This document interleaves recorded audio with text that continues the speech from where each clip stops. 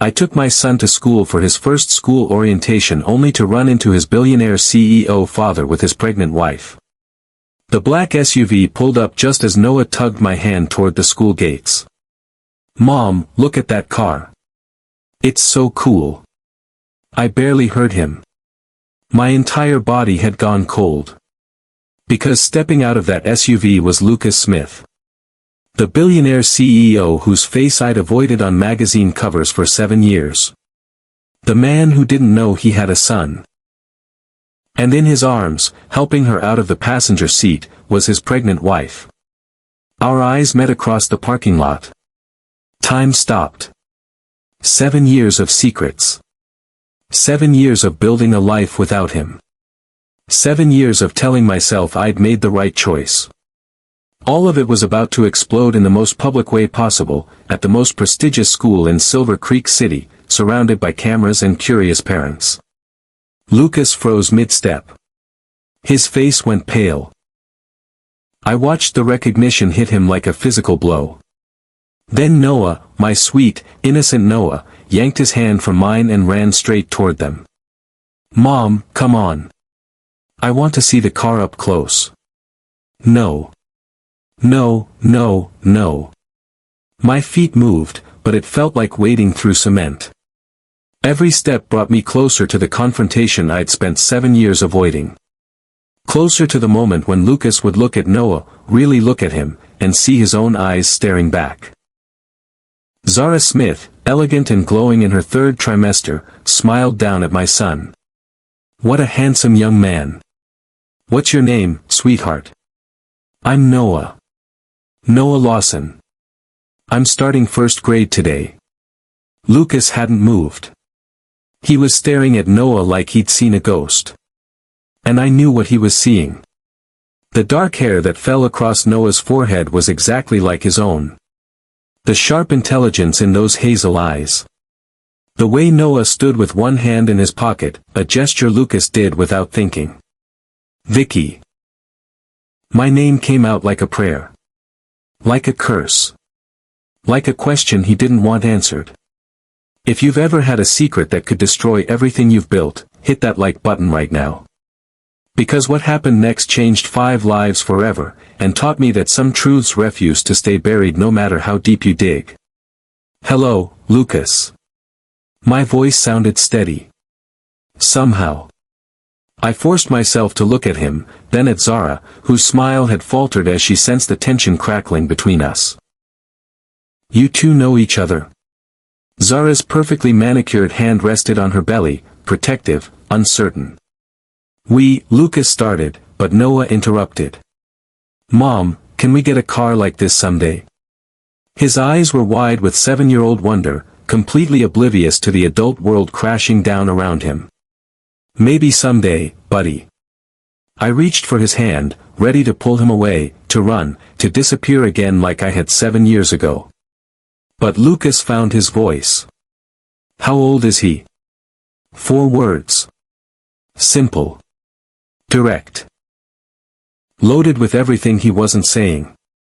Zara looked between us, her expression shifting from confusion to something sharper. "Lucas, what's going on?" "He's 7, I said quietly. 7 years old." I watched Lucas do the math.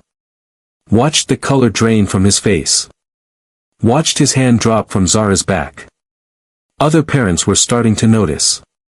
Phones were coming out. This was Silver Creek Academy's Parents' Welcome Day, and we were giving them a show they hadn't expected. "Lucas," Zara's voice had an edge now. "Who is this woman?" But Lucas wasn't looking at his wife.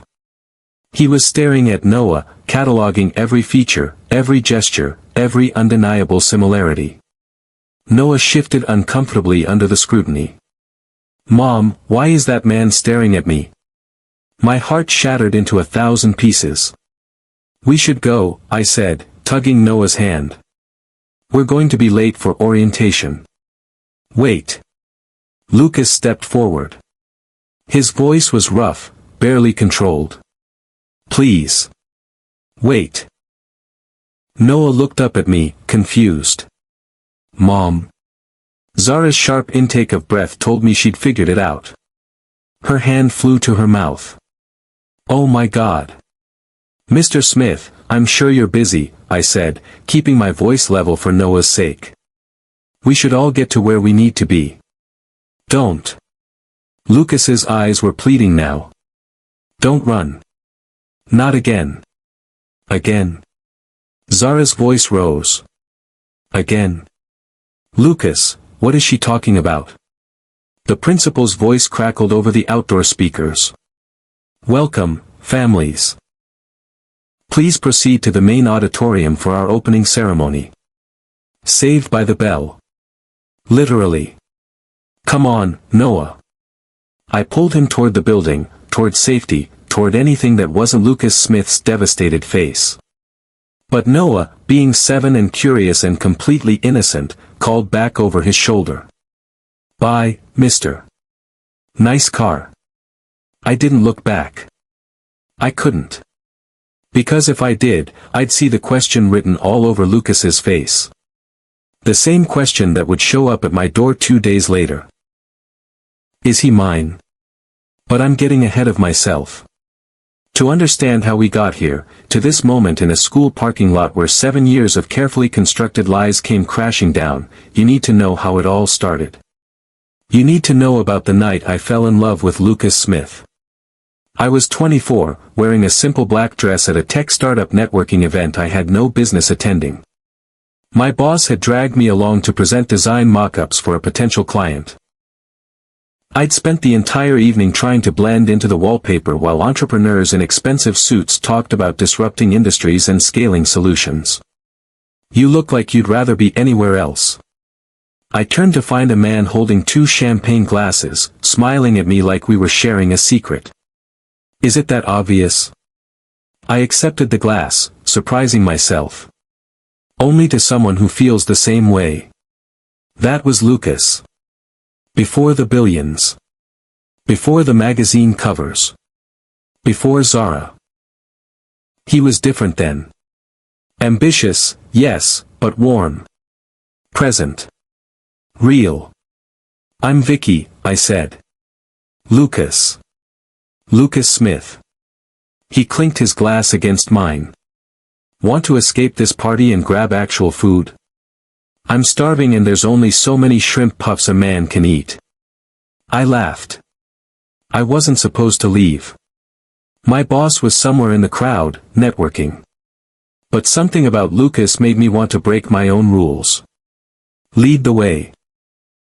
We ended up at a tiny Vietnamese restaurant 3 blocks away, sitting at a corner table, talking until they had to kick us out at closing. Lucas told me about his dreams of building a tech company that actually helped people connect with their communities. I told him about my vision of designing spaces that felt like home, not showrooms. "You get it," he said, leaning forward. "Most people in that room back there, they just want to get rich. But you want to create something that matters. Don't you want to get rich?" I teased. "Sure. But that's not the point. The point is to build something I'm proud of. Something my kids will be proud of someday." "Kids? You thinking that far ahead?" He shrugged, suddenly boyish. "I mean, eventually. When the time is right. When I find the right person." Our eyes met across the table. Something shifted in that moment. Something that felt like possibility. That was how it started. 2 people who saw past the noise to something real. For 8 months, it was perfect. Weekend trips to the coast where we'd walk barefoot on the beach. Late-night conversations that stretched until dawn. Lucas sketching business plans on napkins while I suggested color schemes for his future offices. We fit together like we'd been designed for each other. "I think I'm falling in love with you," he told me one night, lying on a blanket under the stars. "I think I already have," I whispered back. But perfection doesn't last. It can't. Not when ambition gets involved. 3 months into our relationship, Smith Tech Solutions received its first major round of venture capital funding. $12 million. I remember the exact moment Lucas got the call. We were in his apartment, eating takeout pizza, planning a weekend trip to wine country. His phone rang. He answered. And I watched him transform before my eyes. When he hung up, he was shaking. We got it, Vicky. We actually got it. $12 million. Do you know what this means? It's amazing, I said, hugging him. I'm so proud of you. But I didn't understand yet.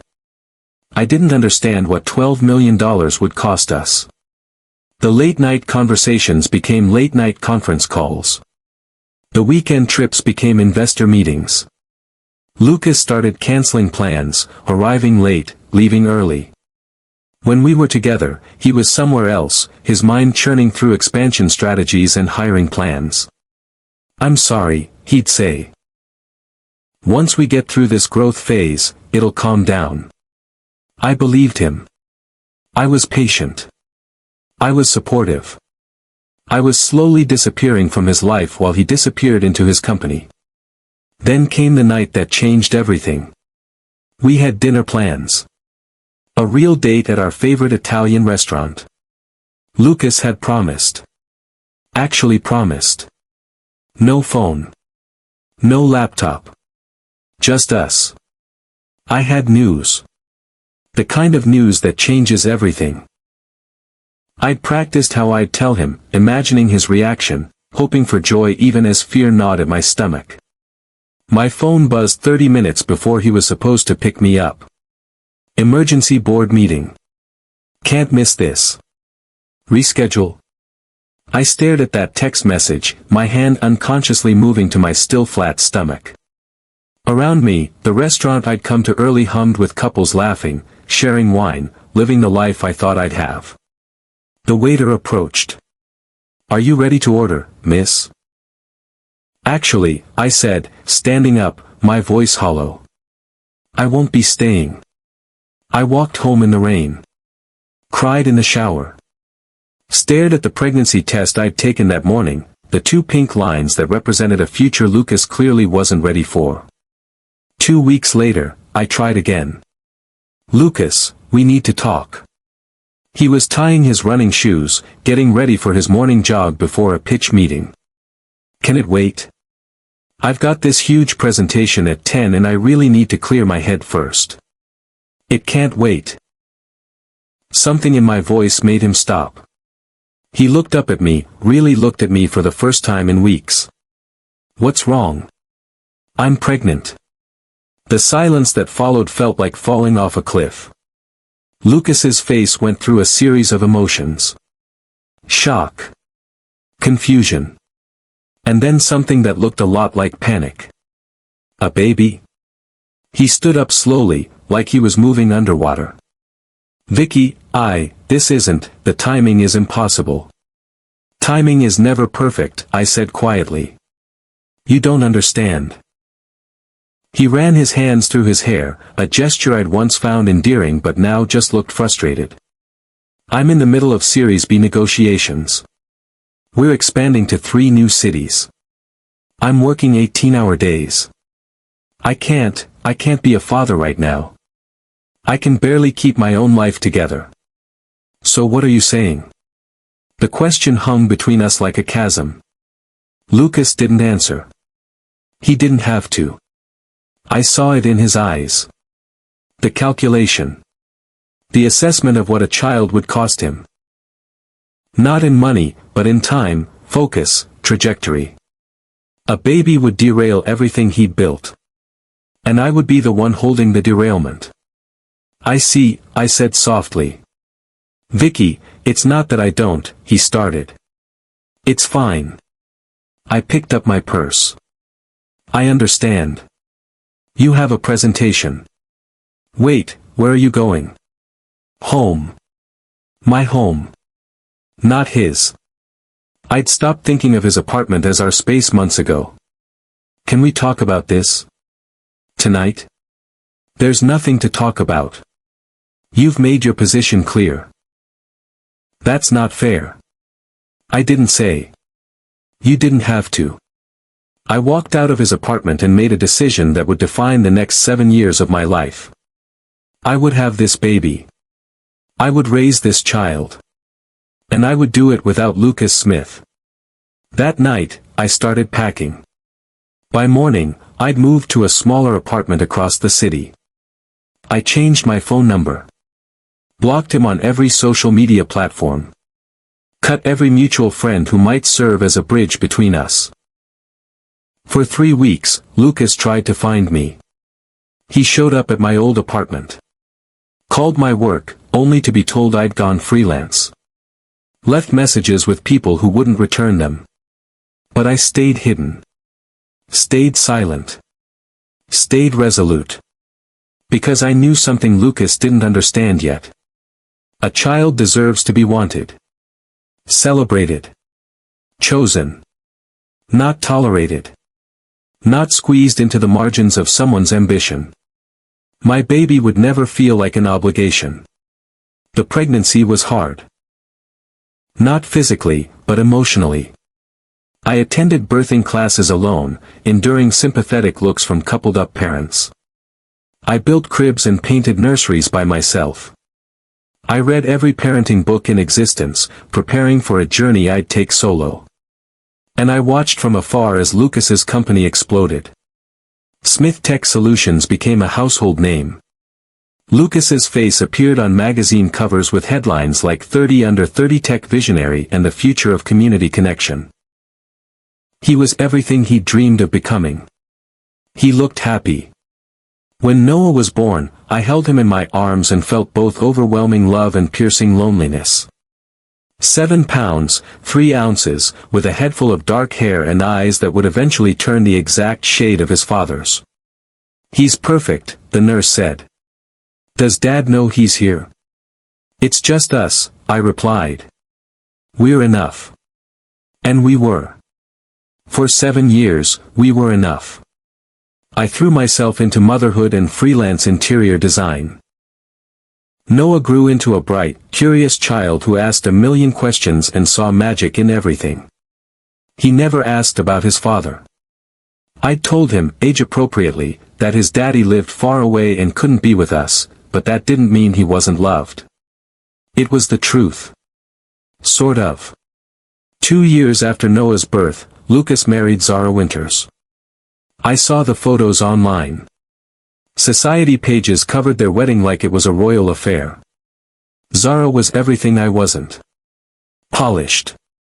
Connected. From a prominent Silver Creek family. Harvard educated. She fit into Lucas's world seamlessly. I felt nothing. Or maybe I'd just gotten too good at feeling nothing where Lucas was concerned. Life moved forward. Noah started kindergarten. My design business grew. We had a good life. Not the life I'd imagined at 24, but a good life. Then came the letter from Silver Creek Academy. I'd applied on a whim, never really expecting Noah would get accepted. It was the most prestigious school in the city. But Noah was brilliant. Creative. Special. And apparently, they agreed. "Congratulations," the letter began. "We are pleased to offer Noah Lawson admission to Silver Creek Academy's first-grade class." There was a partial scholarship attached. Enough to make the tuition almost manageable if I took on extra projects. "Mom," Noah asked, reading over my shoulder. "What's Silver Creek Academy?" "It's a really good school, buddy. Would you want to go there?" His eyes lit up. Would I have a science lab? The biggest one in the city. Then yes. Absolutely yes. I should have researched more. I should have thought about who might be connected to offering scholarship to the most elite school in Silver Creek City. Should have considered the possibility. But I didn't. So when parents' welcome day arrived, I dressed Noah in his best clothes, styled his hair, and walked through those gates completely unprepared for what was about to happen. The SUV. The pregnant woman. Lucas. 7 years of careful separation destroyed in a single moment. And now, sitting in the auditorium while the principal droned on about academic excellence and community values, I couldn't focus on anything except the fact that Lucas Smith was somewhere in this building. Knowing. Questioning. Calculating. "Mom," Noah whispered. "You're squeezing my hand too tight." "Sorry, baby." I loosened my grip but couldn't calm my racing heart. The ceremony ended. Parents mingled. I tried to slip out quickly, but Noah wanted to see his classroom. We joined the crowd moving through the hallways, and I kept my head down, hoping to stay invisible. "Vicky." His voice stopped me cold. I turned slowly.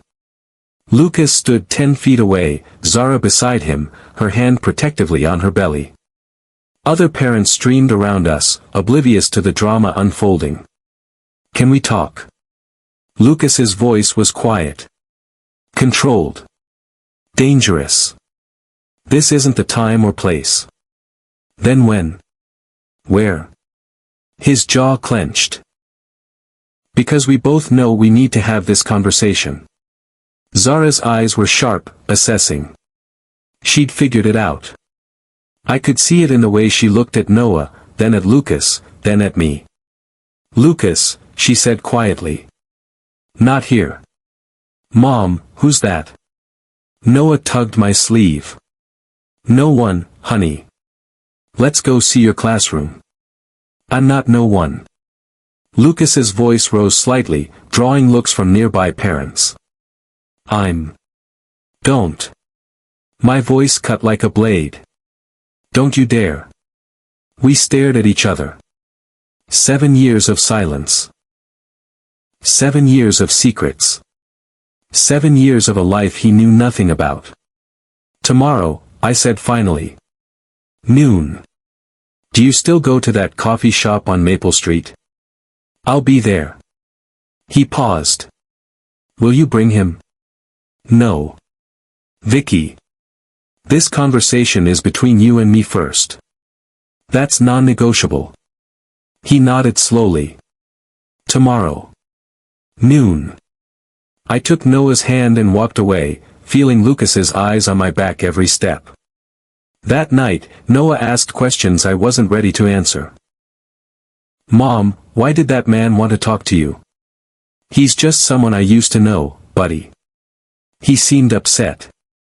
"Adults are complicated sometimes." "Do I make you upset?" "Never." I pulled him close. "You're the best thing that ever happened to me. Even though my dad isn't here." My throat tightened. "Especially because your dad isn't here. Because you're all mine." But I knew that was about to change. The next day, I arrived at the coffee shop 15 minutes early. Ordered a tea I wouldn't drink. Sat in the back corner where we used to sit 7 years ago. Lucas walked in exactly at noon. He looked older. More polished. The scruffy entrepreneur I'd fallen in love with had been replaced by a man in a tailored suit who commanded rooms.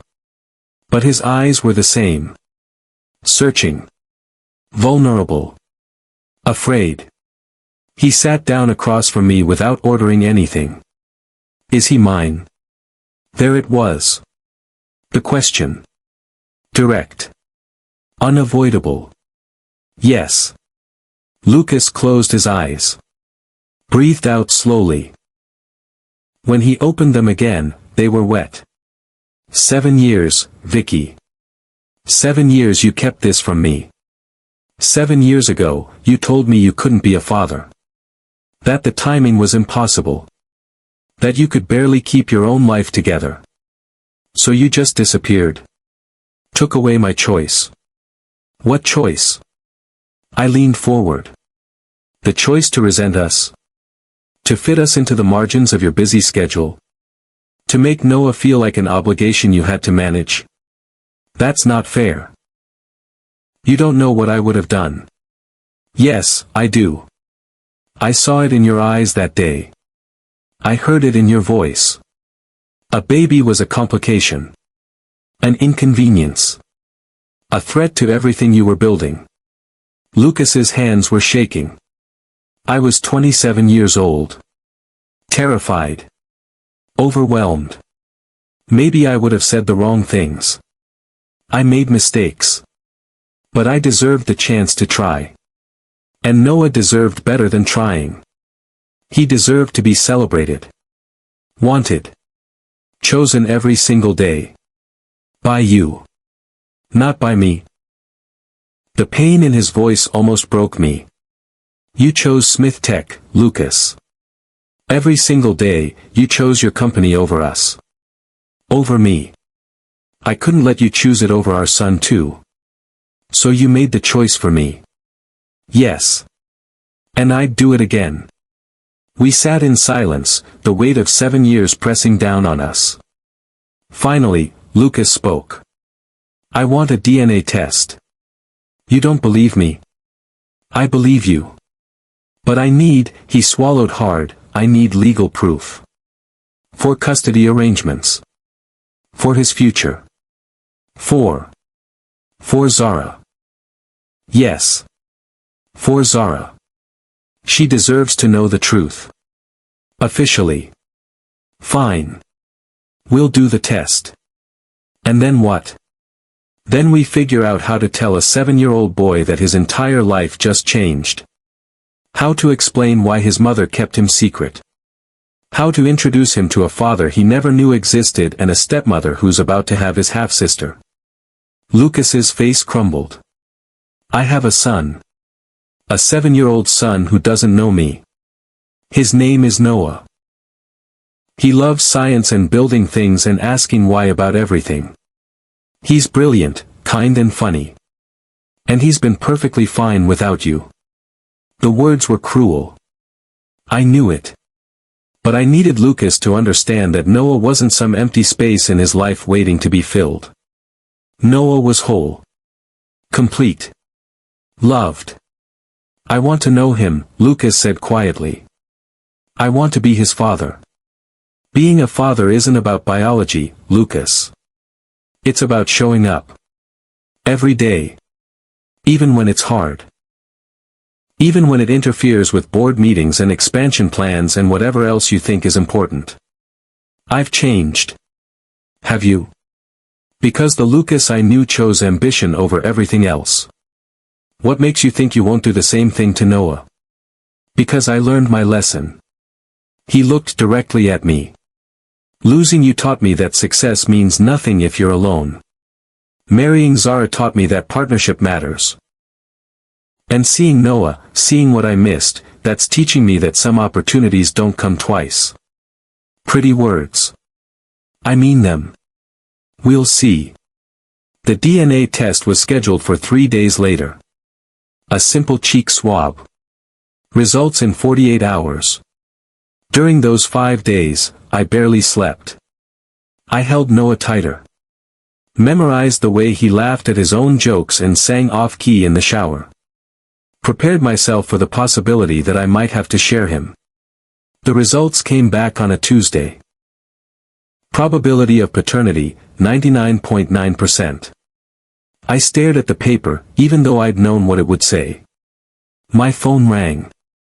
Lucas. I got the results, he said. Me too. Vicky, I want to meet him. Properly. I want to tell him who I am. Not yet. When? I need to prepare him. This is going to turn his whole world upside down. It's already turned mine upside down. You're an adult. He's 7. There's a difference. How long? I don't know. A week. Maybe 2. I need to figure out how to explain this without scaring him. That's not fair, Vicky. Every day you make me wait is another day I miss. And whose fault is that? The words hung between us like poison. I'm sorry, I said finally. That was true. It was true. Lucas's voice was rough. And you're right. I don't have the right to demand anything. But I'm asking. Please. Let me meet my son. There was something different in his voice. Something that reminded me of the Lucas from 7 years ago. Before the money and the magazine covers and the perfect wife. Okay, I said. This weekend. Saturday. Harper Park. 2 o'clock. But Lucas, if you hurt him, if you make him feel like he's not enough, I will make sure you never see him again. Legal rights be damned. I won't hurt him. I promise. We'll see. That Saturday, I told Noah we were meeting someone special at the park. Who? He asked, bouncing in his car seat. Someone who wants to know you better. Is it a friend of yours? Something like that. We arrived at Harper Park at exactly 2 o'clock. Lucas was already there, standing by the fountain, holding a kite. A blue and yellow kite with a dragon on it. When Noah saw it, his eyes went wide. Mom, look. That man has a kite. Should we go say hello? We walked over slowly. My heart was pounding so hard I thought it might break through my ribs. Lucas looked nervous. This powerful CEO who commanded boardrooms and closed billion-dollar deals looked absolutely terrified of a 7-year-old boy. Hi, Noah, Lucas said, his voice shaking slightly. I'm Lucas. Your mom told me you might like to fly a kite. Noah looked at me for permission. I nodded. I've never flown a kite before, Noah admitted. Then we'll learn together. Is that okay? Okay. I watched them walk to the open field, Lucas showing Noah how to hold the string, how to let it out gradually, and how to read the wind. And I watched Noah laugh when the kite finally caught air and soared. They spent 2 hours in that park. Flying the kite. Talking about science and why the sky is blue and whether dragons could actually exist. Lucas crouched down to Noah's level. Listened when he talked. Answered his endless questions with patience I didn't know he possessed. And I saw it. The moment Noah started to trust him. Mom, Noah called out. Look how high it's going. I see it, baby. You're doing great. Lucas helped me, Noah said proudly. He knows all about wind patterns. Later, when the sun started to set and it was time to go, Noah surprised us both. Can Lucas come back next week? I looked at Lucas. Saw the hope and fear in his eyes. If he wants to, I said carefully. I want to, Lucas said immediately. If that's okay with you, Noah. Okay. But next time, can we build something? I like building things. Absolutely. What do you want to build? A rocket ship. Lucas grinned. A rocket ship it is.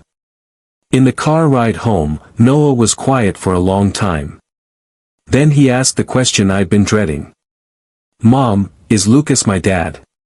My hands tightened on the steering wheel. Why would you ask that? Because he looks like me. And he knows things about science like I do. And he seemed really happy when I talked to him. Smart kid. Too smart. Yes, I said quietly. Lucas is your father. Noah was silent, processing. Why didn't I know before? How did I explain 7 years of secrets to a 7-year-old? It's complicated, buddy. When you were born, Lucas was very busy with his work. I didn't think he had time to be a daddy. So I decided it would be just you and me. But he has time now. He says he does. Do you believe him? I pulled into our driveway and turned to look at my son. His father's eyes stared back at me. I don't know yet. But we're going to find out together. Okay. Okay. He paused. Mom, am I allowed to like him? My throat tightened. Of course you are, sweetheart. You're allowed to feel however you feel. Even if it makes you sad. Even then. He climbed out of the car, then turned back. Mom. You're still my favorite, though. I held him close, breathing in his little boy's smell, feeling the weight of everything changing. "You're my favorite too, Noah. Always." But our quiet life was about to get much louder. 2 days later, a blogger posted a photo. Lucas and Noah flying the kite. The caption read, "Tech billionaire Lucas Smith spotted with mysterious child at Harper Park. Secret son." Within hours, it went viral. My phone exploded. Media requests. Curious neighbors. Former friends wanting the story. And Lucas called. "Vicky, I'm so sorry. I didn't see anyone taking pictures. It's done. What are we going to do about it? I need to make a statement. Acknowledge Noah publicly. Protect you both from speculation. And Zara? Have you told her?" "I told her the night we got the DNA results. She's processing. Processing while pregnant with your other child. Great timing. Don't make this about blame right now. We need to protect Noah. That's what matters." He was right. For once, Lucas was absolutely right. That evening, Lucas's PR team released a statement. "I recently learned I have a 7-year-old son, Noah. While the circumstances of his birth were complicated, I am committed to being a present and loving father. I ask that the media respect our family's privacy during this transition. Both Noah and his mother deserve to navigate this new chapter without harassment." The statement made everything worse. Reporters camped outside our apartment. Noah's school had to increase security. Zara's family released their own statement expressing support for Lucas while maintaining dignified silence about the situation. And Zara herself called me. "Ms. Lawson," her voice was cold but controlled. "I think we need to meet." "Mrs. Smith, Zara. Call me Zara. And yes, we do need to meet. Because whether we like it or not, our lives are now permanently intertwined." She was right. We met at a private room in a quiet restaurant. Zara was 8 months pregnant, glowing despite the stress, every inch the polished executive. "I'm not here to attack you," she said, settling into her chair with difficulty. "I'm here to establish boundaries." "Okay. My daughter will be born in 4 weeks. She will have a half-brother she's never met. A father who's suddenly juggling 2 families. And a public scandal that will follow her for years. So I need to know your intentions." "My intentions? With Lucas? Are you trying to get him back?" I almost laughed. "No. God, no. That ship sailed 7 years ago. Then what do you want?" "I want Noah to have a father. A real one. Not someone who shows up when it's convenient. Not someone who treats him like a PR problem to manage. A father who actually shows up." Zara studied me for a long moment. "You really loved him, didn't you?" Past tense. Very past tense. "But you're protective of Noah's relationship with him. Wouldn't you be?" She placed her hands on her belly. "Yes. I would be." We sat in silence for a moment. "I have conditions," Zara said finally. "Lucas can be a father to Noah. I won't interfere with that. But he cannot neglect our daughter in the process. He cannot let this new relationship destroy what we've built. I don't want him to. I want him to figure out how to be a father to both of them. Can he do that?" Zara's voice was vulnerable for the first time. "Because the Lucas I married works 80-hour weeks and struggles to turn off his phone during dinner. Adding a 7-year-old to that equation seems impossible." "I know. But he claims he's changed. Do you believe him?" "I don't know yet. But if he hurts Noah, if he makes my son feel like an afterthought, I'll make sure he regrets it." Zara smiled slightly. "I believe you would." Over the next month, we built an awkward kind of peace. Lucas started therapy.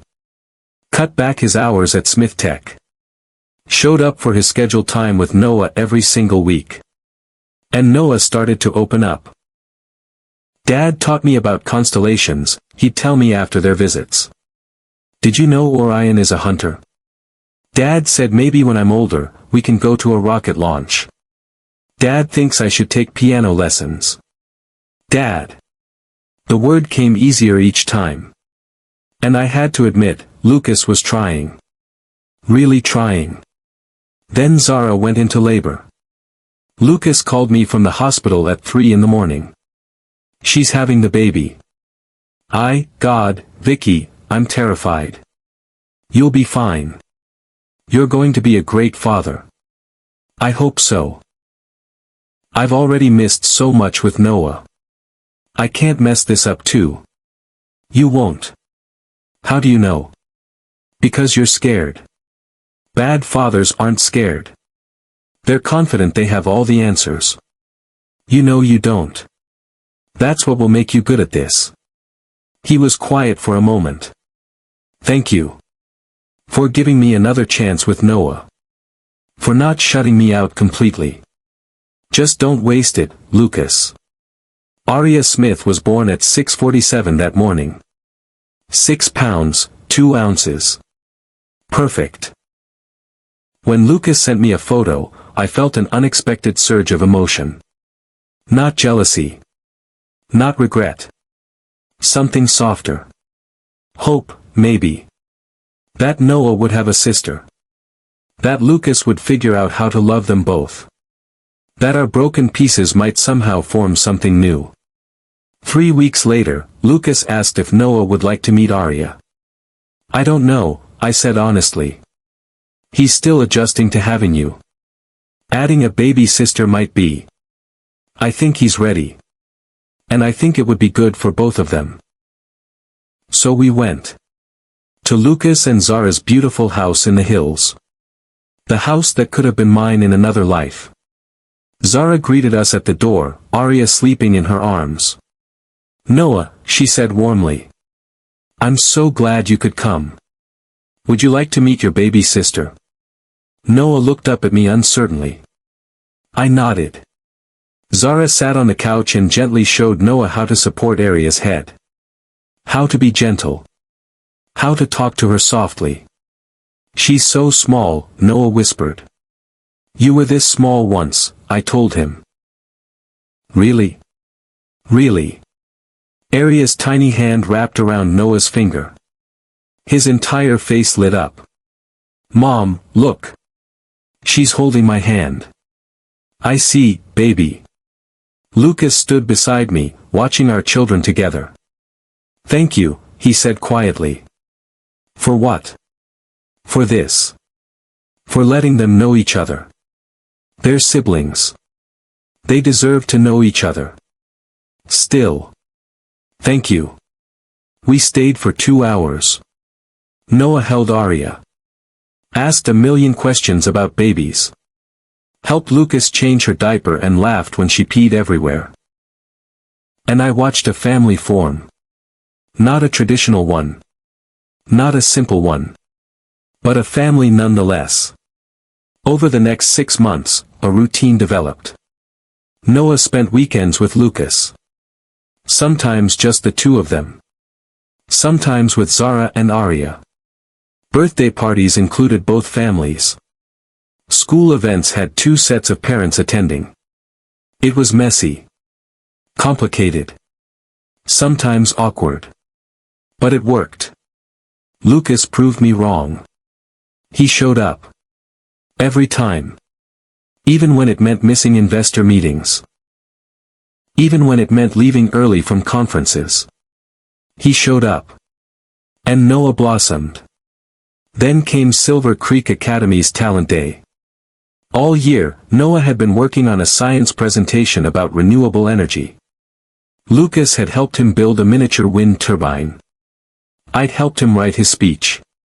Zara had even contributed by showing him presentation skills. The auditorium was packed. Both families sat together, Aria sleeping in her carrier, Lucas on one side of Noah's empty seat, me on the other.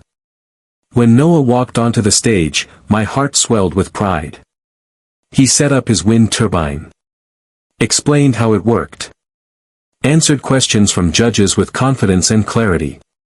Then came the part we hadn't rehearsed. Before I finish, Noah said into the microphone, "I want to introduce someone." He turned toward the audience. "Dad, can you come up here?" Lucas looked shocked.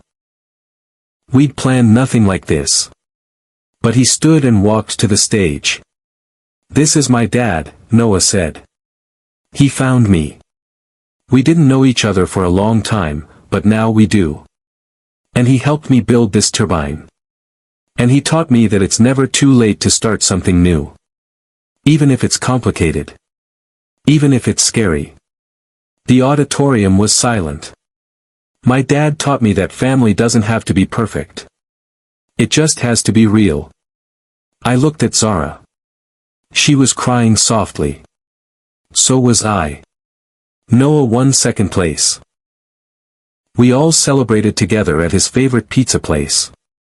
Two families, blended awkwardly but genuinely, celebrating a little boy who'd brought us all together.